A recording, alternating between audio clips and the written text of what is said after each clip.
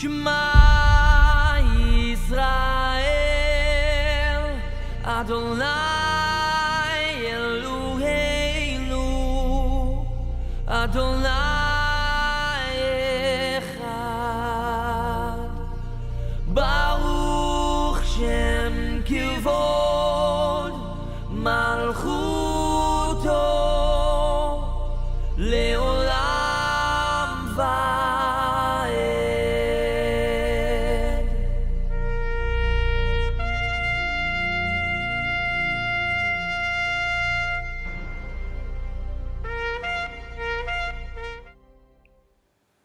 Hello, Saints, and welcome back to Wakefulness Theology. My name is Messenger Paula, and I'm back with the last of Trollhunters, and in this video we're talking specifically about the timeline that I've done before. Here, let's just go quickly to my website. So here's my website, Wakefulness Theology, and the timeline. So what we're going to do in this video is I took, you see, each year, and I connected each year with the Bible verse and Trollhunters. So if you're just following on this video and it's your first video of mine that you've ever seen, I suggest, one, you go back to how to use my channel. That explains everything.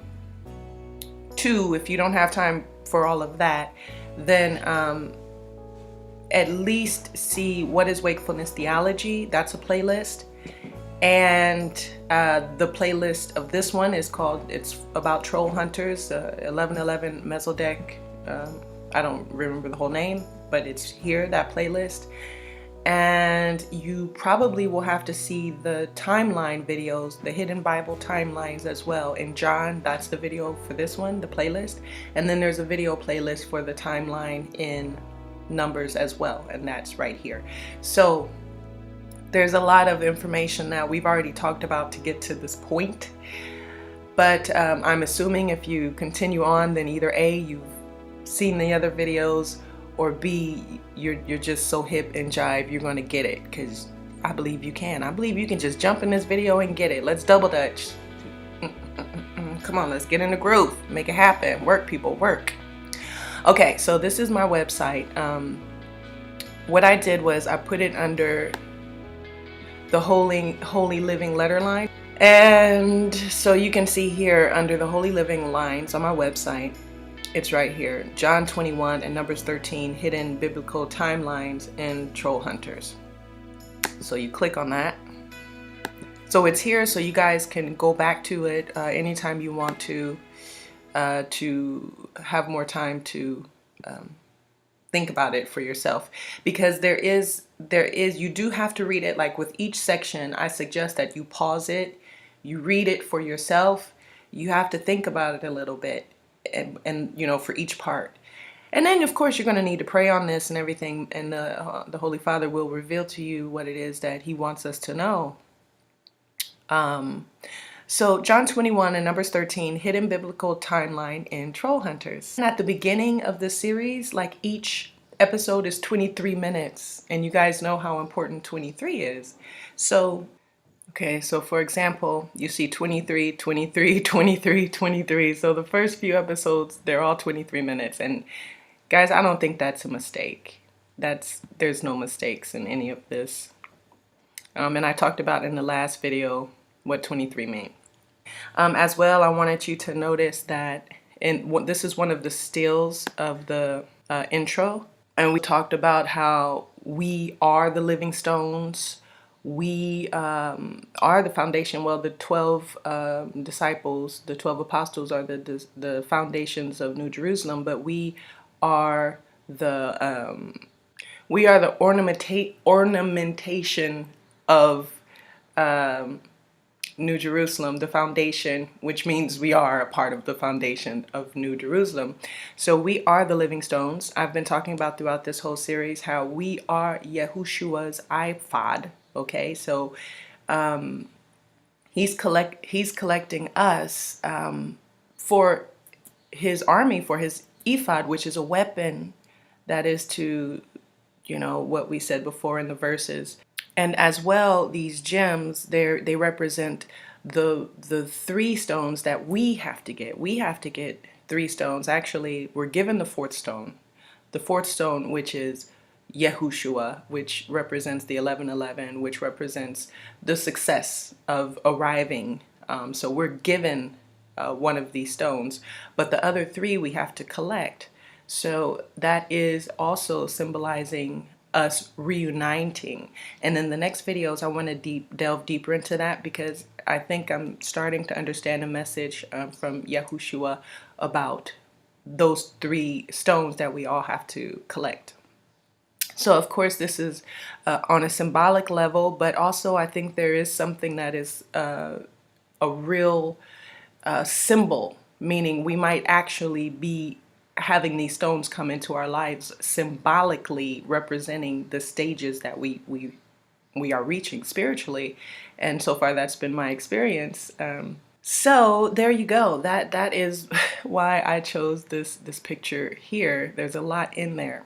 This is what I did yesterday. You see part 1 to part 5. So I had to erase the timeline that I had done before, and instead I put this one because I would have to upgrade my account to professional, and for the moment I don't have the funds to do that. So you can, like I said, you can come here yourself. Wakefulness Theology, Holy Living Letters. Scroll down. So let's click here. We'll do page 1. So John 21, Numbers 13, hidden biblical timelines in Trollhunters. So we're talking about 2014 to 2033. So what I'm going to do, like I said, is just we're going to go episode by episode, year by year, verse by verse, and talk about it. Okay. The idea is that you should be able to see everything matches up. You should, hopefully the idea is that you can see that it's impossible for me to have invented this link between these things, because it's there. I think you guys, even though this might be amazing to some of you, I don't think I know you don't really fully comprehend it yet, because it could seem like I just randomly picked the number 419. That's letter 419. That's not how it happens. There is a formula. I haven't given you guys yet the formula. And when you put these letters, arrange them in a certain way, it falls out in order which tells you your past, your present, and your future. It tells you your tribe. It tells you everything. And it doesn't have to be only your name. You can decode anything in this way. But the number 419 has a deeper meaning, and I talked about that in another video. Something else happened with it. So anyway, episode 1 represents 2014, which represents John 21:14. I explained in the other video why this is, because the Father showed me that the timeline was here, and so this 21 doesn't matter that it's 21 and not 20. He showed me that the timeline was there, and that the last 2 digits represents the year, so that's why. So I would pause this and read everything, because it would take really long if I read everything. But the Bible verse, this was now the 3rd time Jesus appeared to the disciples after he was raised from the dead. Here I try to do a summary, right? So the name of this episode is Becoming, Part 1. Becoming. That's exactly what this is talking about. This is talking about becoming, when you rear up and manifest into the immortal human that you are. Rear up is like if you imagine a horse, when the horse goes, you know, and it gets on its back legs, that is rearing up, okay? And becoming. So the name of the series, the first episode, is called Becoming.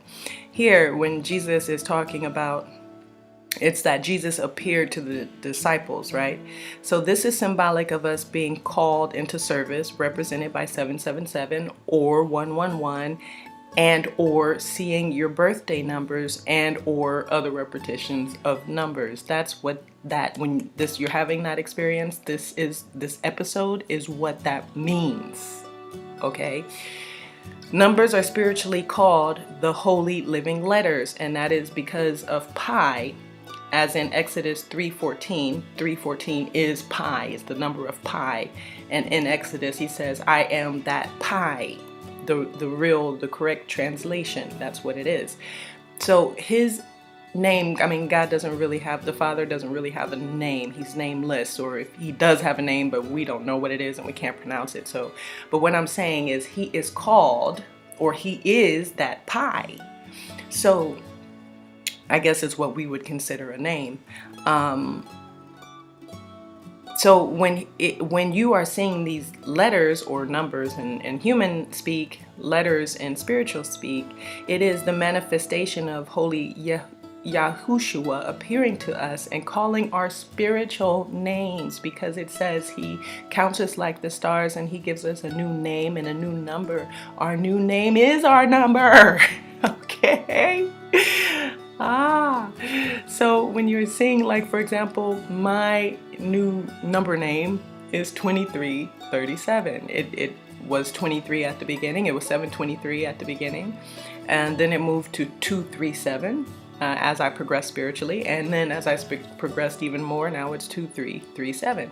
So, and it's also 237 still, but you get the point. That is my name, spiritual name. When you say that, if you said 2337, I would turn around and go, huh, what? Are you calling me? What do you want? That's my name. Do you understand? Okay, so becoming, when you watch this TV show, you'll see that pile of rocks knows my name. You guys, if you've been watching this series, you should be with me. I hope we're here. We got to be here. I hope, let me look into the camera. We got to be here, right? I hope that you're feeling me on this. Pile of rocks. Even if you're a novice, just go to Google and type in rocks and Bible. You're going to find a million verses. Yahushua is the cornerstone. He builds his rock, his church on the rock. I mean, we can go on forever and ever. How symbolic the rocks are, even the stones. We've been talking about the gems and everything. That pile of rocks knows my name? What I just said about being given a new name and all of that, and that's your number, and that's what this is symbolizing, right there. And this is also symbolizing the Bible verse when it says Jesus appeared to the disciples when he was raised from the dead. What happened when Jesus was in the tomb? What was rolled away? The rock, the stone was rolled away. And he appeared. This is symbolic of Yahushua appearing to this character in the TV show. And we've already broke down all of their symbolisms and who they are. Let's go through. I took some screenshots, right? You can see I took a lot of screenshots. So that was the first part. He knows my name. And then he goes, hello, I'm listening. So anyone who's had this experience, now this is 2014. So most of us, because I've been going through this, like I said, it started in 1999. But something happened in 2014 that was different. It's when I found, it's when he gave me the book cipher. I told you guys I haven't disclosed yet what book it is. I'm going to talk more about it later because it's in the Trollhunters. But he gave me the book cipher where I finally was able to decode and understand the meanings to the Roger Thesaurus number 5 words. That happened to me in 2014, and when I had that, then everything just kind of busted wide open. I still didn't have the full formula, but from that point I started observing Saturday Sabbath in 2014. And I think that's as well what helped me to evolve spiritually. So all of that started in 2014 for me. And I know a lot of other people had their own spiritual things that really kicked off in 2014. If you are someone who had some kind of thing happen in 2014 that really kicked off the spiritual journey that we're talking about right now, please let me know. Leave a comment or something. I know other people have confirmed that they felt something happen in 2014 as well. But as far as the timeline is concerned, something happened in 2014. I don't know what it was. I don't know why, but it's the beginning of the timeline. It's the beginning of the end time timeline, 2014, okay? And even in this TV show, he is 15 because 2015 is when it really started to go into action, and in this cartoon is when he goes into action. So he's like, hello, I'm listening. If you guys remember when you really started understanding that this is something weird is going on, and you're like, oh, you see his face? That was, if you have this experience, that's what happened. Okay, so here, I just need to know that there's something more to life than high school. And we've talked about before that in this TV show, high school represents regular life and society. And I know you guys have felt that way. I know I felt that way. When I first woke up in 2004, 2004 is when I got visual, spiritual sight, and I could see everything. I just remember saying to myself, look, there's got to be something more than this, because everything is a lie. You're like, everything is a lie. So if everything is a lie, then what is the truth? There has to be something more than this. I don't know if you guys remember that moment, but here it is in the cartoon. So this is all episode 1, Becoming. And then here we have found you. So I don't know if you guys remember this moment in your life, but it was like your spiritual guides, when you know that they're there, because it's like you, I don't know, they contact you, like, you're walking down the street and then it's like, don't go down that street, or call this person, or don't call that person, or, you have your spiritual guides, and they're there, and you know that they're there. Now, Master Jim, you have been chosen. I don't know. I think in 2014, I knew that I was called to be a minister. It was very obvious. I was anointed. I had an anointing put on my head. It was very obvious to me. I don't know if you guys had that experience, if it was in 2014 or not, but it happened for me that way. And I thought this was funny. This is a moment for some solemnity. Now, they say a lot of key words in this cartoon, and that's one of the things that clued me in on this.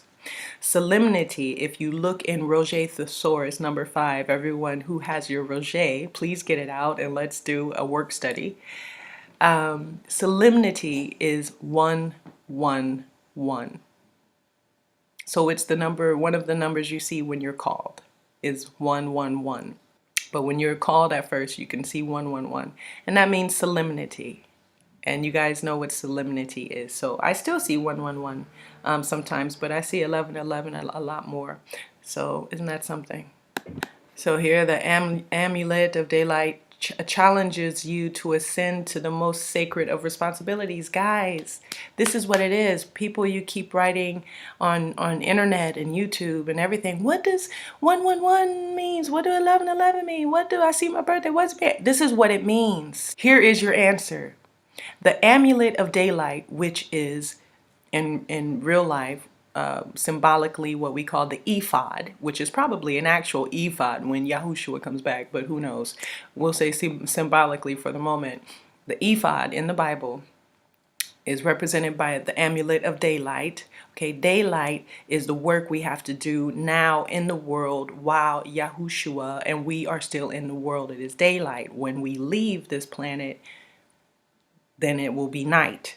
Okay, that is the tribulation, after the tribulation. So receiving this duty is a challenge for us to ascend to the most sacred of offices, okay, which is the 1111 Melchizedek, the 144, the 6,000 that we talk about, the witnesses, all of those groups that we talked about. This is ascending to the most sacred of offices. Okay. And it's a great responsibility. Right. Offices means responsibility. Okay. So we are responsible to help in the pre-harvest. to gather our stones, which are our brothers and sisters, which are our tribes, and prepare the body of Christ for his return. We will be rescued, but we also have to come back and fight in this war. We are his army. So we have to prepare. We have to just, when you watch this cartoon, everything that Jim and his friends are going through is what we have to do. Now, of course, it's symbolic, but it's the same. You see, the same struggle that they have is the same struggle. This honor is yours to accept. So what say you? And that is true as well. When you get these numbers, there is a point where you have to say, I accept. You have to orally, consciously, literally, specifically consent. You have to consent, okay? He passes out. I know when I started this ministry, if you watch my first video, or one of my first 2 or 3 videos, I tell you, I almost had a heart attack. I mean, there's been many times when I really understood that this was real, because I don't know how to explain that. You know it's real. You know it's real. You know it's real. It's not like I didn't know it was real. I did know it was real. But then you just get these moments of absolute positive proof that this is absolutely real, and it just floors you. It floors you. It's like, and I felt like I was going to have a heart attack a couple of times, and I talked about that on the video, just like here. And the thing is, it's 11:11 right now. The thing is, that's how you know the people that are really inside Yahushua, because when you know him, when you have a relationship with him, it's the foolery that happens with the other people, it's just not there, because you know him. I am freaking out here, seriously freaking. I think a lot of you might have had that experience. I know I had it over and over and over. I mean, the first year, like I said, 2004, I freaked out majorly. And then in 2014, I did too. Well, 2014, I think it was more peaceful. But that whole process, I freaked out a lot. And I tried to get help from my family. Like, I tried to talk to people about it. Like, is it only me? Do you people see this? Do you see this? Does anybody see this? Or is it just me? And I was trying to get someone to say something or that I can acknowledge something, and no one ever did. There's still to this day, I'm here doing this video, and I'm kind of not freaking out, but you feel me, you hear me, I'm hyped. I'm like, can I get somebody to look at this stuff, please? Can somebody look at this? And it's not really getting that much attention, which is fine. Father will do what he wants when he wants to. But the freaking out, that's what I'm talking about. Yes. Have you had that experience as well in 2014? At least starting in 2014? And so, as in, you won't believe me, but I'm telling you it's true. So yeah, I talked to everybody in my circle, and I've been trying to explain to them what I'm explaining to you now. And I don't think that they don't think it's true. I don't think that they think I'm lying. They just don't get it. I don't see why they don't get it. So, all right. And so again, this is the Becoming, episode 1, part 1. So this is when you've been called and you see, you've been introduced to your spirit guides, all of this is happening. And then this is so freaking cool when you really realize what's going on. Dude, you know what this means, right? You have a sacred responsibility here. I don't really need to say anything else about it. It should be very clear to you. If you guys are watching this video, if you are seeing numbers repeat, which are called letters, if you see your birthday everywhere, you are being called. You need to accept that responsibility if you so choose. And we got to get to work. Time is of the essence. We have to reunite the tribes, and we have to get to work. Okay, so you have to use these new powers for the benefit of all mankind. That's what we are. We are the end time ministers, and we are to go out and preach to the nations. Okay, so this is the last one of the first episode. So what you're going to see when you read 4:19, it's going to describe exactly what I just showed you in the cartoon. it talks exactly about the Bible verse, which is talking about the appearance of Yahushua in the apostles' lives. We are the disciples in this symbolic situation, and Yahushua being appearing to us is what we just saw in the cartoon, symbolically. And in our lives, it is represented by us seeing these letters, these numbers. That is Him calling us, just like here. Okay, can it be any clearer? Is it? I don't know. So that's the first one. And you guys, again, if you've had this experience in 2014, please let me know. In 2014, it really like accumulated and really started to come together. At least that was my experience. But it's important that someone, if it's true, someone witness for me, because if the past is true, if I'm showing you this, and if we can agree that yes, this is true because you've experienced it in the past, then we can assume that the future is true as well. And this goes up to 2033. Okay. So another thing about the first episode 1 is that I just wanted to say, I made some notes here, that we noticed that he's a natural caregiver, and that is also another characteristic that I think the 1111 have. We are natural caregivers. I know that. I am. You don't have to be related to me. You don't have to be blood for me to love you and want to do whatever is necessary to help. I mean, that's just, we are natural caregivers. That is the love of the Father shining through us. And He takes up for others in the TV show as well. And that all is a part of the Solemnity 111.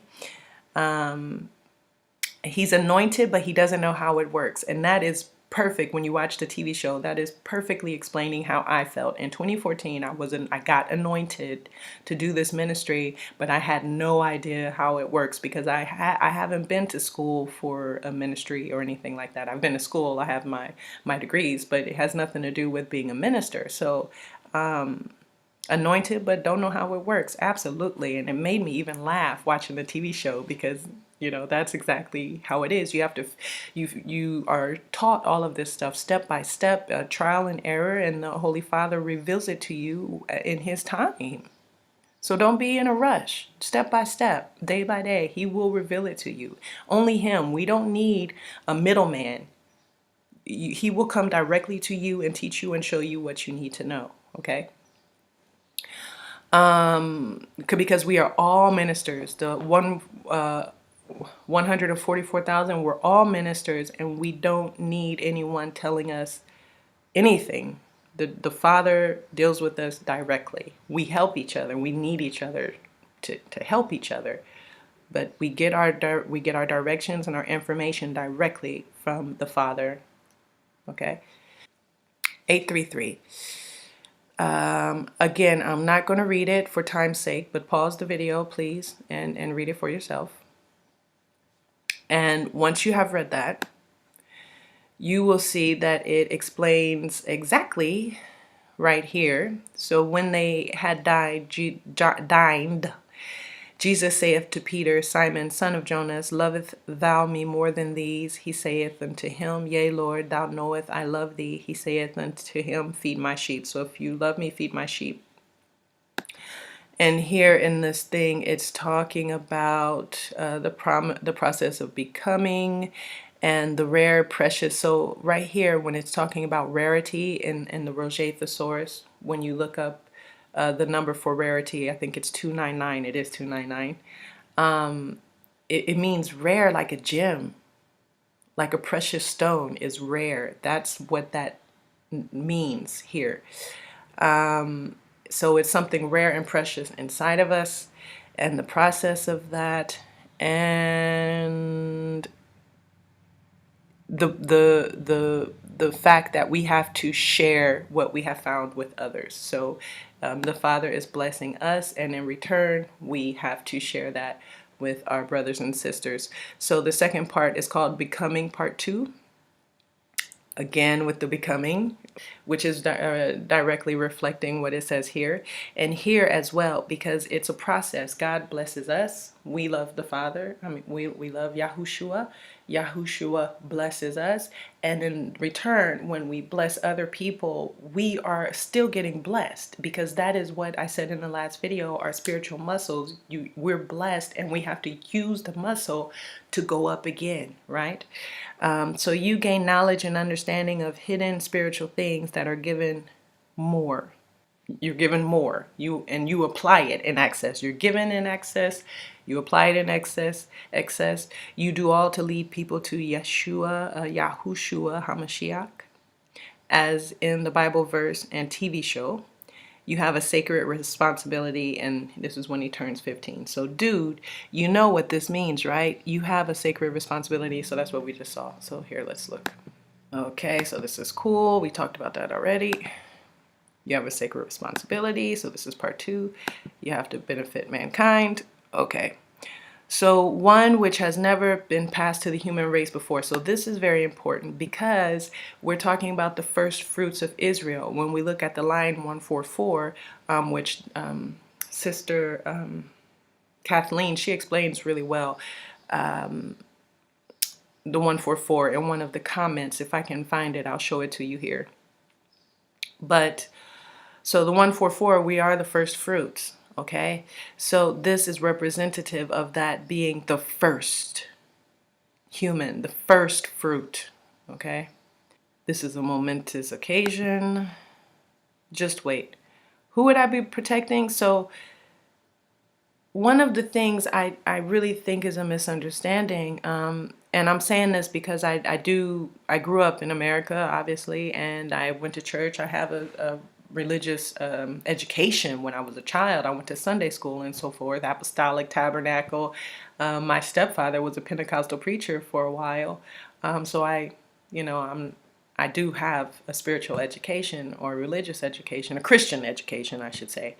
And in my understanding, all I hear about is a rapture, which is not in the Bible. I hear about an antichrist, which is not in the Bible either. And I hear about, the wedding feast of the Lamb, which just invokes us going to heaven and celebrating, and that's it. What the Father is showing me in this timeline, and in everything I've been talking about, is we're kind of missing the point of everything. The point is not to be raptured. The point is not to have the celebration dinner, which we all want to be raptured and we all want to have the celebration dinner, but those are not the points of the story. The point of the story is we are protectors of humanity. Do you understand? Yes, I understand. The war was won when Yahushua died on the cross, but the story wasn't finished when he died on the cross. That was the beginning of the story, and the end perhaps, but we got a whole middle part. You know what I mean?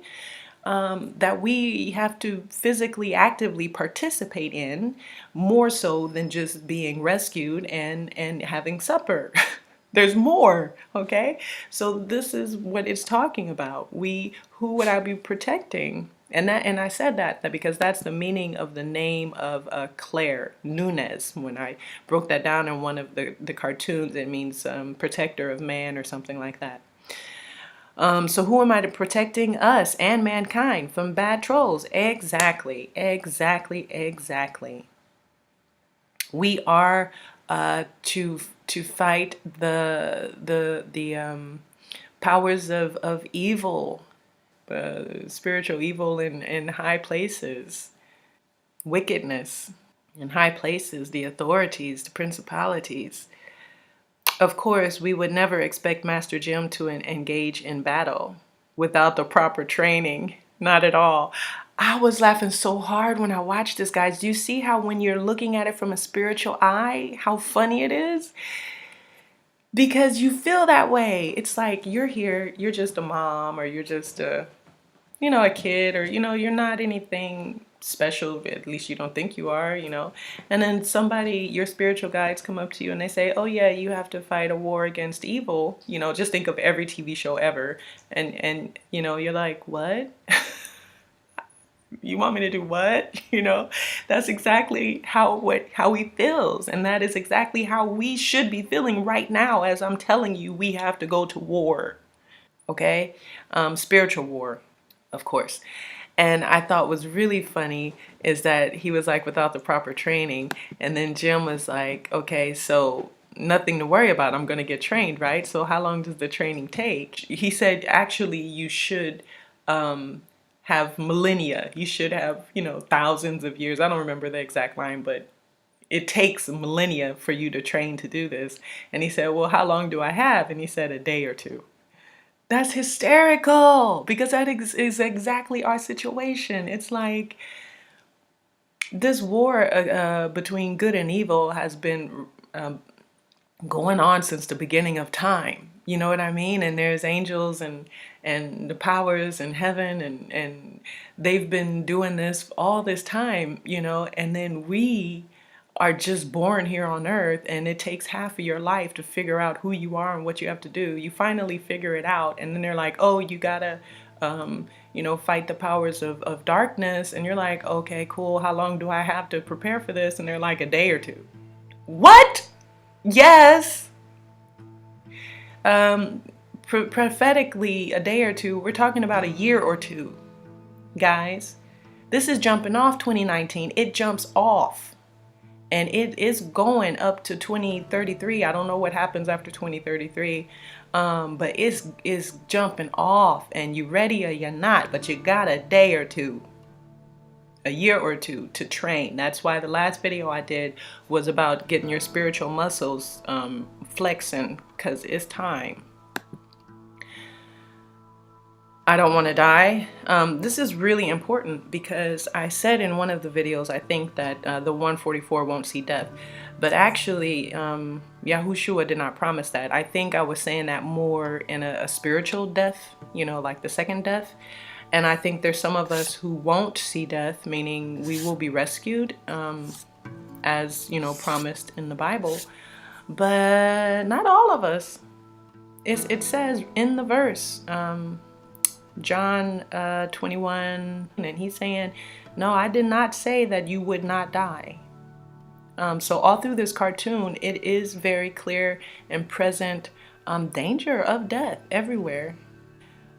Some go their entire lives living existences of quiet desperation. That what feels as though a burden pushing down upon our shoulders is actually a sense of purpose that lifts us to greater heights. Don't think, Master Jim. Become. It is exactly how I have felt my whole life. I have felt like there was this, like the weight of the world on my shoulders, my whole friggin' life. And I didn't know why or what was going on. And then I had, before I knew better, I think somebody saw a psychic, and the psychic said that I had heavy karma or something like that. And of course, I don't see psychics, but it happened. So somebody else saw a psychic, and that psychic said that I had heavy karma, and I didn't understand what that meant. But now I do understand what it means, because since I've been doing this ministry, I don't feel that weight anymore. It's the burden of your calling, your sacred responsibility to do what you see me doing. This is what we are, end time ministers. We are the remnant. We are the 11:11. We are the lost tribes. We are spiritual Israel. We are the woman of Revelation 12. We are the 144,000. I don't know what else you want me to say. And if you do not do your duty, you will suffer. You will suffer, because it is a sacred, heavy responsibility. And the thing that I pray and thank God for is that I can't imagine living life without knowing this, without having this responsibility, because it is what life is. It is the purpose of life, spiritual evolution, for us to go up and reclaim our spiritual humanity. We are spiritual beings. We were born in heaven. We are travelers. And we have lost that root, and we need to go back to that. And that is the process of living here on earth so that New Jerusalem can come down to earth. Not us going and live in heaven forever, but for New Jerusalem to come down on earth and reclaim this earth. So, yeah, that's a heavy responsibility to be a part of the harvest, the pre-harvest, the harvest, and protecting humanity. We are troll hunters, and as far as this cartoon is concerned, we are troll hunters, y'all. So here, episode 2, he has to try out for Romeo and Juliet. It's a long story. You can watch the TV show. But the idea is that this Romeo and Juliet is symbolic of the wedding feast of the Lamb. Ah, so beautiful when you know this stuff. Look at this. Somebody look at this. Come on. Okay, so we were talking about the first group of people that are going to leave in 2019. I really, the more I talk about it and think about it, I believe it's 2019. So this is episode 3. So hold on. All right, so we're back here. So this is episode 2. So when they had dined and Jesus, so we explained that already. In the cartoon, feed my lambs.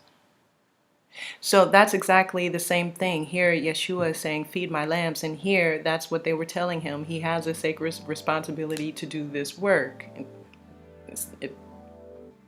Being told to feed your lambs because that's your responsibility. Actually,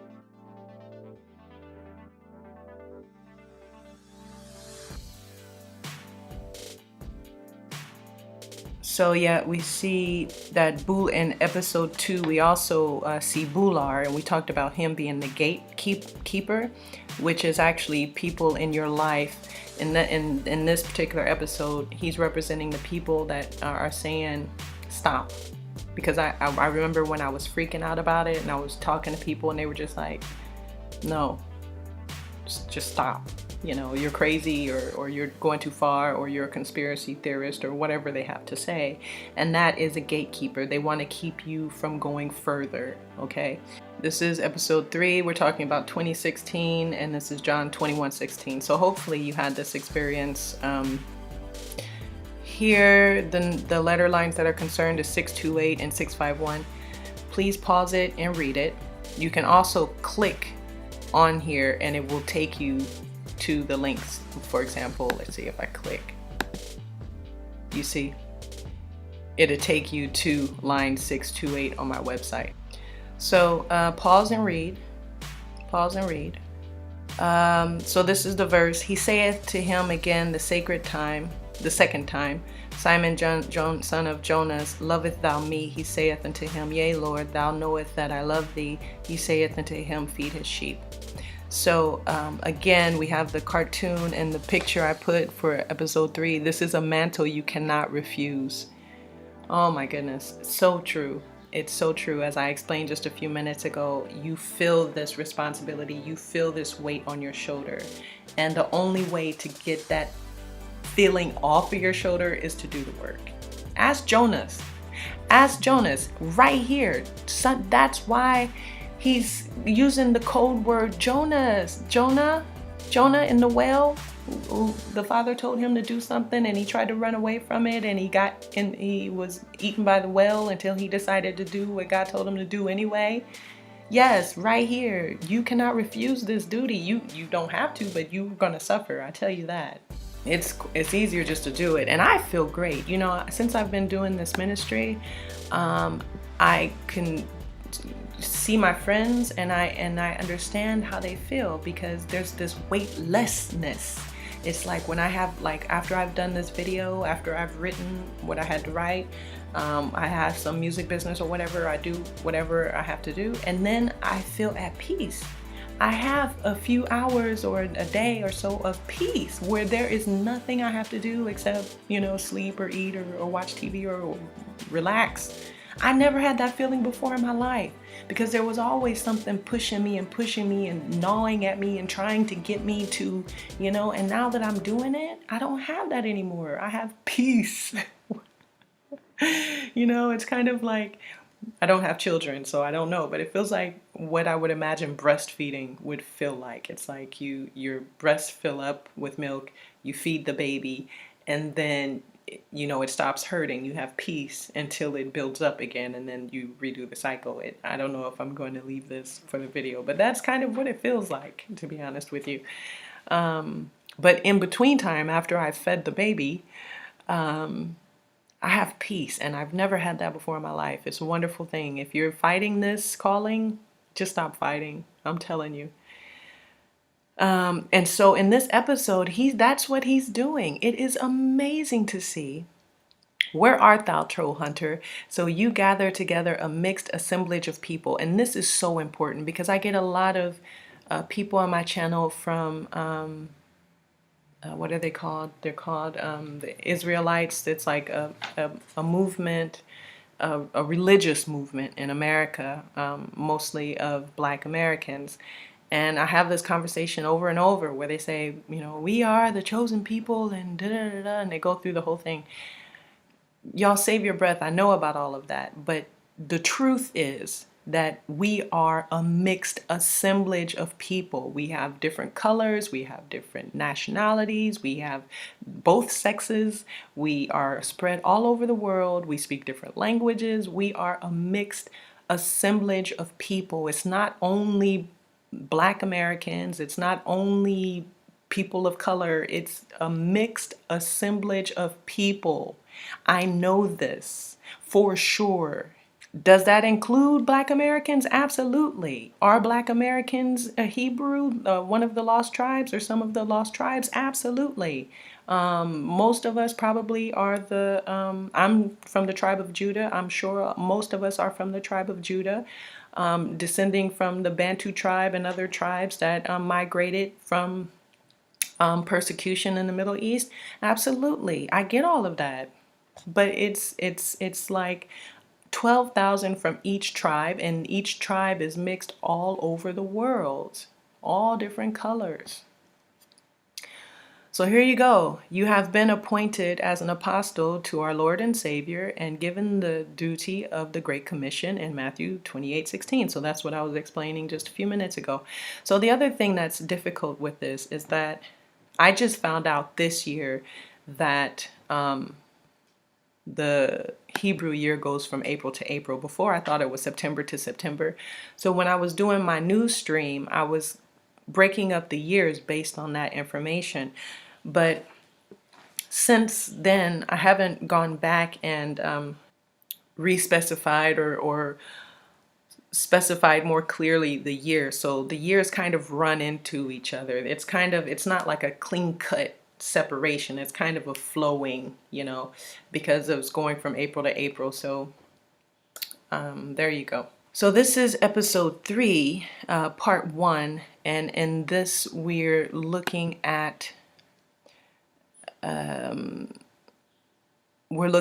mixed assemblage of people that are coming together, and the sacred mantle that cannot be refused. And so here, you can't be the troll hunter.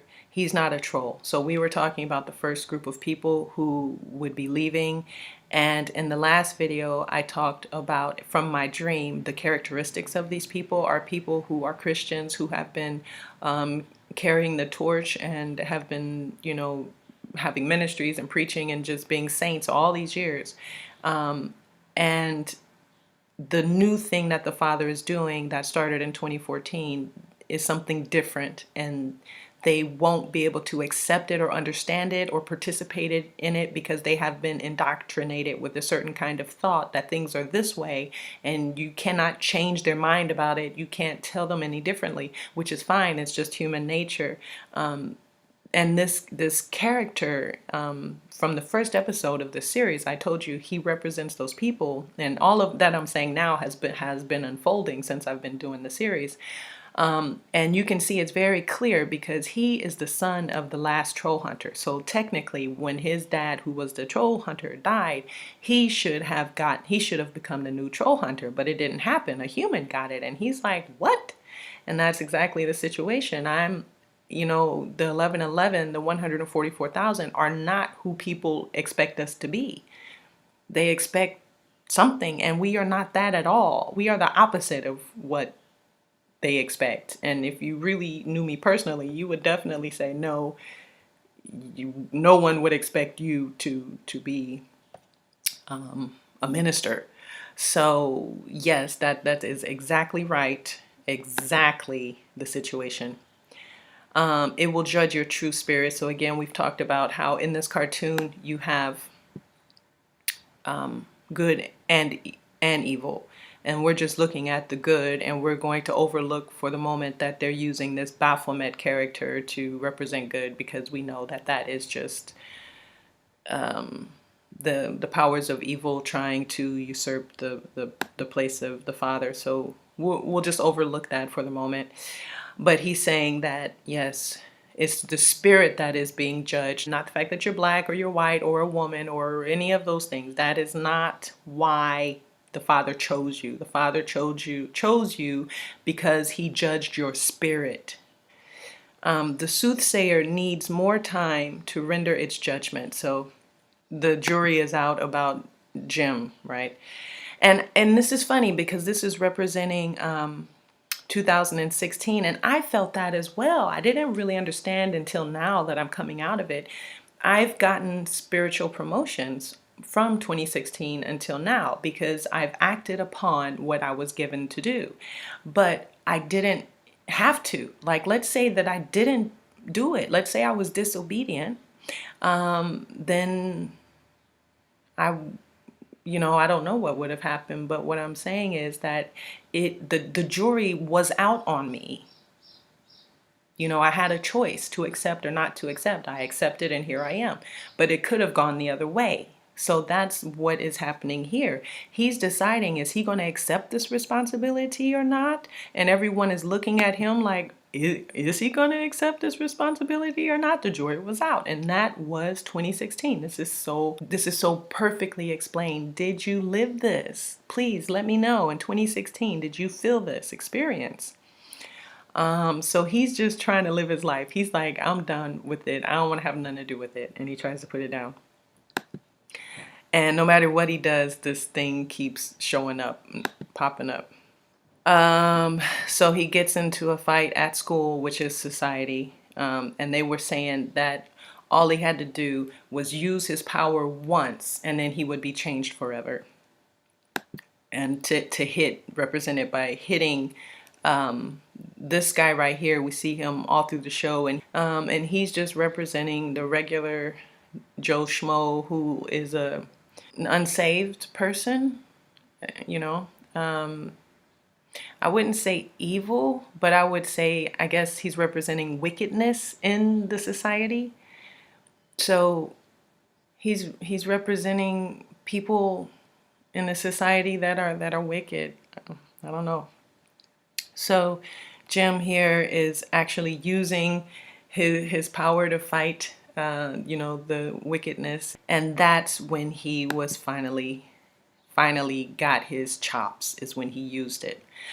For me, I felt the same way in 2016. Me coming public and starting this YouTube channel has changed me forever. I really know that it was this process of publicly speaking and saying these things that has brought me here. If I hadn't done that, I don't think any of these other things would have happened. I don't know what would have happened, but I probably would have eventually gotten it together. It just, the road would be much more difficult. And let me tell you, since I've been doing this work, things have really just been coming together. Things that I haven't been able to do myself for years and years, no matter how much I tried, has just been coming together. I got a new job, possible job, dream job. What I mean is, my real work is, I'm an artist, but in the meantime, to make money, I teach. And so this would be a dream teaching job for me. And that just popped up like 2 days ago. I got a new record contract I told you guys about a little bit. That just fell in my lap. Everything. It's just, I don't have to leave this couch. It's just coming to me. Everything. I wanted a picture frame. Picture frame was out on the street. Brand new IKEA picture frame. 4 of them. I wanted a new headphone from to listen to my iPhone. Someone found it for me in a bar actually and gave it to me. There's nothing that I want or need that isn't just given to me. These are the blessings that you get when you're doing the work you're supposed to do. And if you're not, then you're getting the opposite. You're getting kicked in your butt, until you get it together. So I'm not going to read this as I said, but pretty much if you read it, you'll see that it's saying the same thing here. It's talking about, well, for me in 2016, the gathering of the people is this YouTube channel. Here, the commission of the duty. So if you're unclear about these letter lines, in the playlist about the Bible timelines, I really talk about this in depth. I break it down. So please feel free to go back and look at those playlists where I really explain that well, because if I go that far in this video, it will be a 7-hour video. So episode 4, 2017, John 21:17. So if you agree with what I've just explained, that you can say, yes, I've had that experience. Yes, I felt that way exactly. Even if it's a year or so before or after, or if it was a build up over time. I mean, but if you can say, yes, this is correct, then we have to assume the future is correct as well. So the future kind of starts here, 2017, where we are. So please pause and read 646 and 385.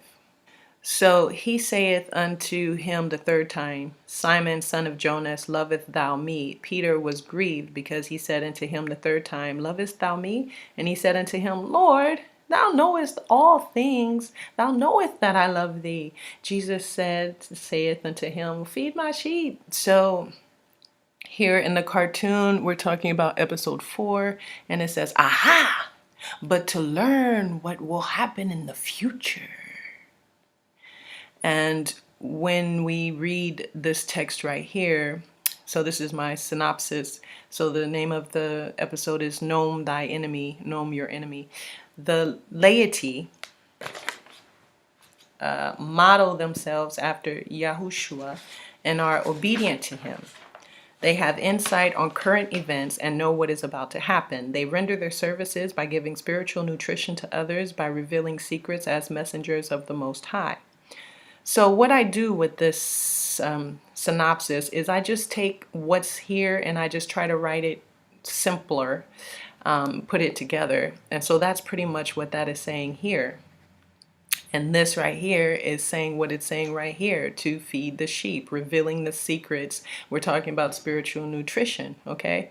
And here it's talking about knowing what's going to happen in the future. And that's exactly what we're doing right now, because the Holy Father wants us to know what is going to happen, the process of what is going to happen. And for some reason, there is a lot of confusion and misinformation, and people are off on, they're thinking that something's going to happen that's not the way it's going to happen.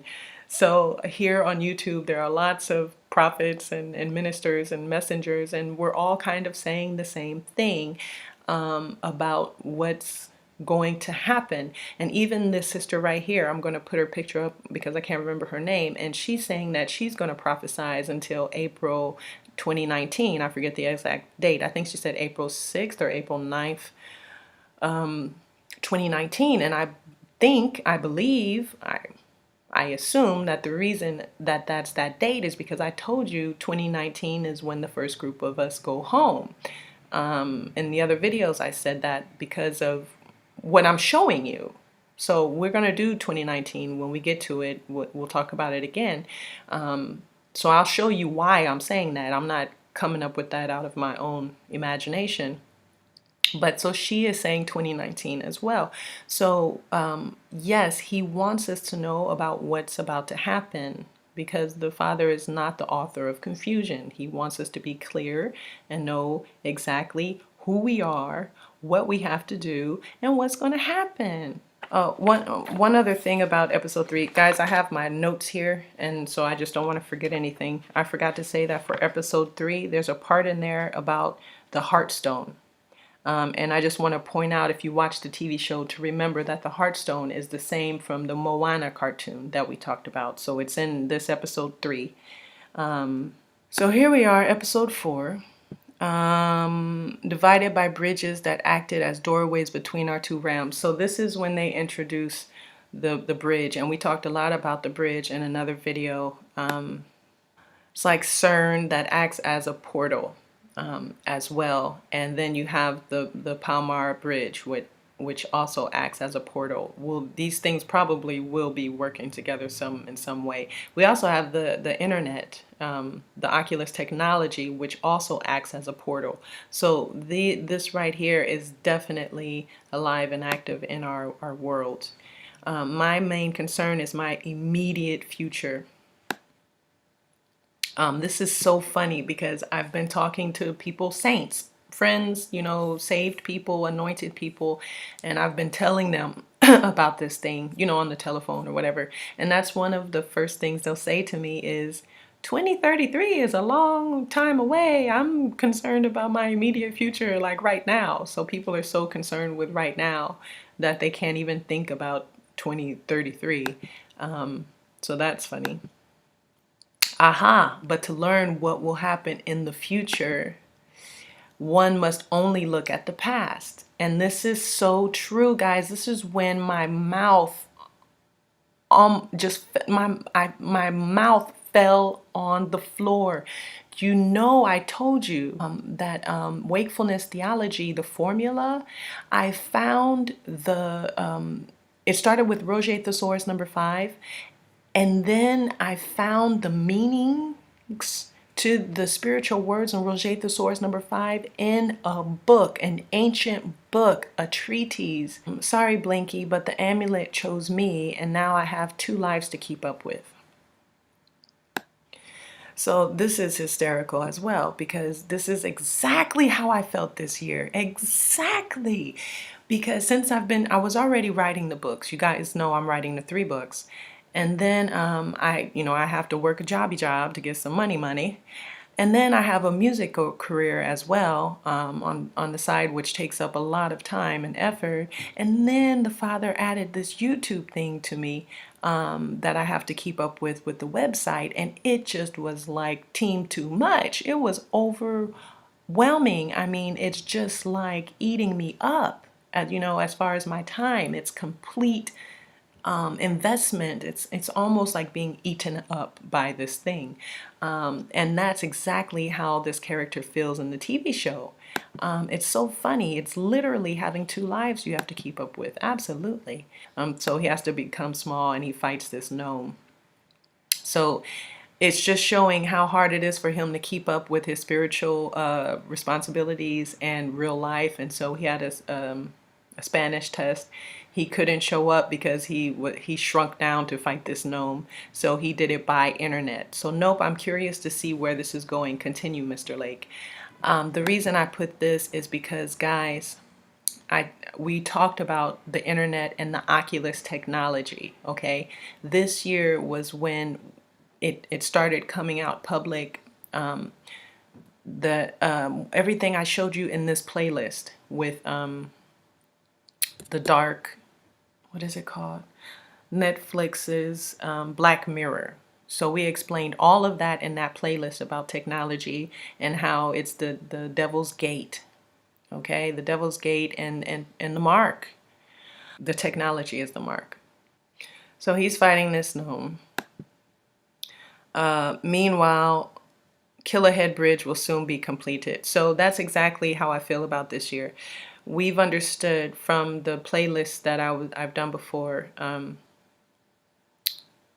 about the Black Mirror, and even more stuff that I still have to talk about. We started talking about Zuckerberg, and I don't think people are really understanding the threat of Zuckerberg.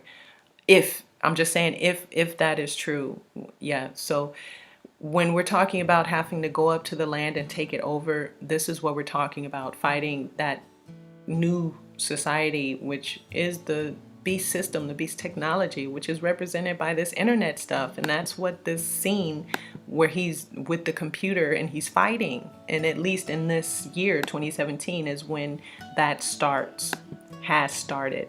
And at the same time, we're at least understanding that this threat is with that technology.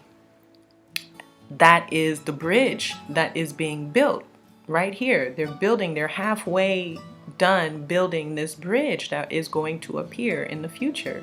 It's right here in the cartoon. Right here in the cartoon, guys. So, yeah, and as we go forward, the letter lines are going to talk more about that.